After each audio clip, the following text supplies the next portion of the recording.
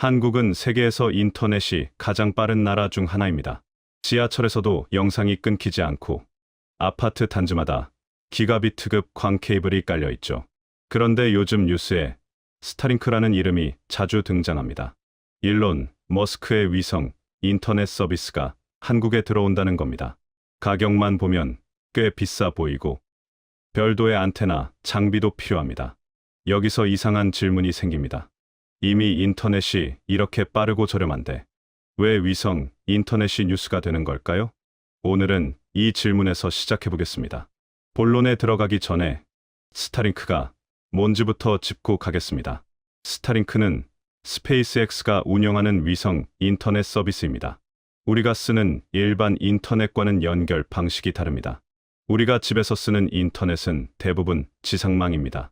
통신사가 땅 밑에 광 케이블을 깔고 동네마다 기지국을 세워서 신호를 보내는 방식이죠.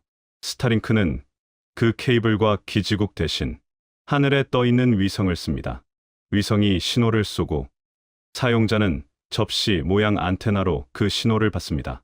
그런데 위성 인터넷이라는 건 예전에도 있었습니다. 뭐가 다를까요? 기존 위성 인터넷은 정지궤도 위성을 썼습니다. 지구에서 아주 먼 거리에 떠 있는 위성입니다. 거리가 멀다 보니 신호가 오가는데 시간이 걸립니다. 그래서 느리고 끊기고 화상 통화가 어려웠습니다. 스타링크는 저궤도 위성을 씁니다. 쉽게 말하면 지구에 훨씬 가까운 높이에 위성을 띄운 겁니다. 가까우니까 신호가 빨리 오갑니다. 그래서 지연이 줄고 품질이 올라갑니다. 대신 가까우면 커버하는 면적이 좁아지니까 위성을 수천 개 띄워서 전 세계를 덮는 구조입니다. 정리하면 이렇습니다. 스타링크는 낮은 높이에 많은 위성을 띄워서 케이블 없이도 인터넷을 연결하는 서비스입니다. 자, 그러면 다시 처음 질문으로 돌아갑니다. 한국은 지상망이 촘촘합니다. 서울 한복판에서 스타링크를 쓸 이유가 있을까요? 솔직히 말하면 없을 가능성이 높습니다. 아파트에서 기가 인터넷을 쓰는 사람이 굳이 위성 안테나를 설치할 필요는 없죠. 속도도 지상망이 더 빠를 수 있고 가격도 더 쌀 수 있습니다. 여기서 우리가 가진 상식이 하나 있습니다. 새로운 기술이 들어오면 기존 기술을 대체한다. 이 상식대로라면 스타링크가 들어오면 통신 3사가 위협받아야 합니다. 소비자들이 통신사 대신 스타링크를 선택해야 하고요. 그런데 실제 뉴스를 보면 그런 방향으로 흘러가는 것 같지 않습니다. 스타링크가 한국에서 가장 먼저 서비스를 시작하는 곳은 가정집이 아닙니다. 선박입니다. 항공기입니다. 그리고 재난 대응, 군사 통신 같은 영역이 언급됩니다. 이게 이상하게 느껴질 수 있습니다. 왜 일반 소비자 시장이 아니라 이런 틈새부터 들어가는 걸까요? 여기서 해석의 프레임을 하나 바꿔볼 필요가 있습니다. 스타링크를 더 빠른 인터넷으로 보면 한국 시장에서는 의미가 약해 보입니다. 하지만 연결이 안 되는 곳을 연결하는 인프라로 보면 이야기가 달라집니다. 비유를 하나 들어보겠습니다. 도시에는 수도관이 촘촘하게 깔려 있습니다. 수돗물이 콸콸 나오죠.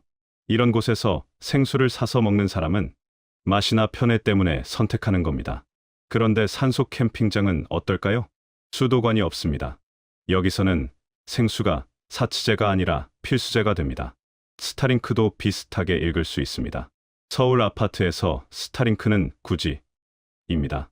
하지만 바다 한가운데 배 위에서는 이야기가 다릅니다. 배는 기지국이 없습니다. 광 케이블도 없습니다. 기존에는 정지궤도 위성을 썼는데 느리고 비싸고 불안정했습니다. 여기서 스타링크가 들어오면 선원들이 인터넷을 쓸 수 있게 됩니다. 화물 추적 시스템이 실시간으로 돌아갑니다. 원격, 진료가 가능해집니다. 항공기도 마찬가지입니다. 비행기 안에서 와이파이 써보신 적 있으시죠? 느리고, 끊기고, 비쌌습니다. 저궤도 위성이면 품질이 달라질 수 있습니다. 재난 상황도 생각해 볼 수 있습니다. 지진이나 태풍으로 기지국이 무너지면 지상망은 작동하지 않습니다. 이때 위성 통신은 백업 역할을 할 수 있습니다. 이렇게 보면 스타링크는 지상망을 대체하는 기술이 아니라 지상망이 닿지 않는 곳을 메우는 기술로 읽힙니다.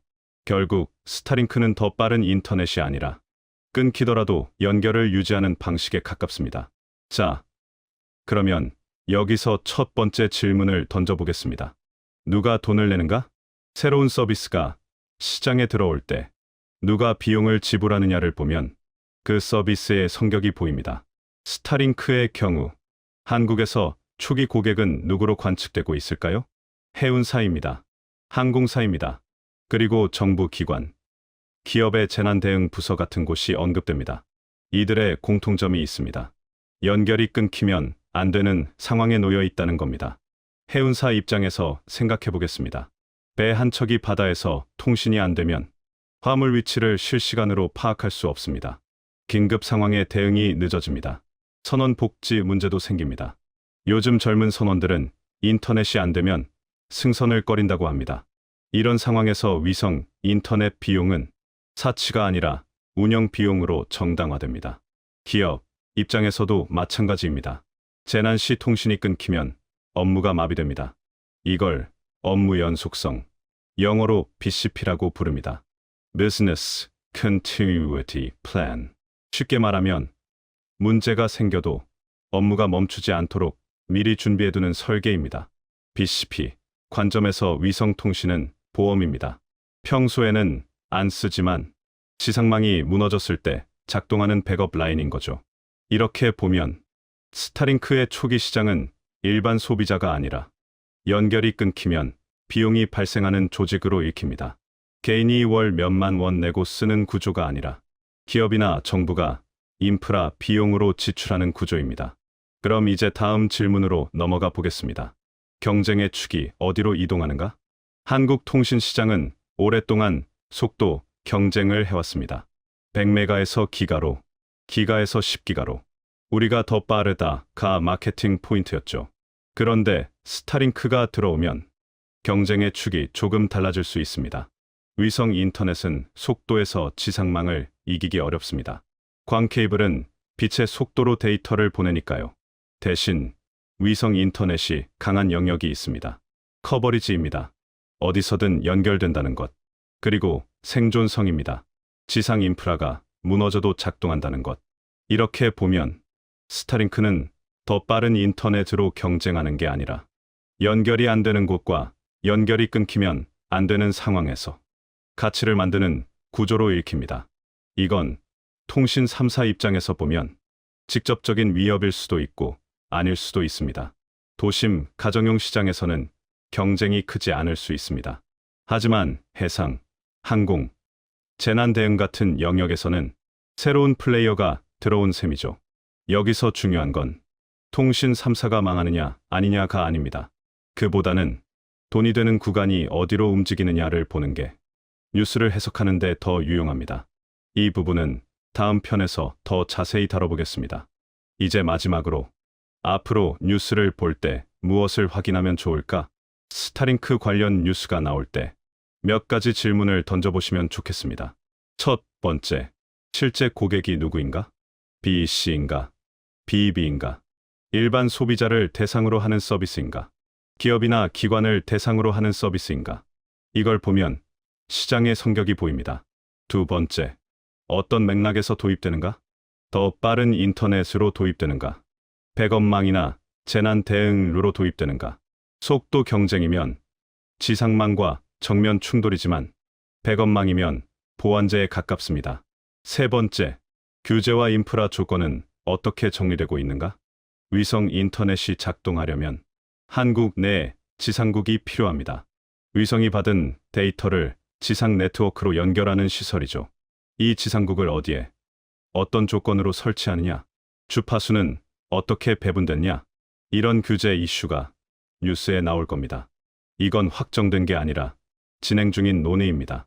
그래서 이렇게 됐다 보다는 어떤 방향으로 논의되고 있는가를 보시면 됩니다. 오늘 내용을 정리해 보겠습니다.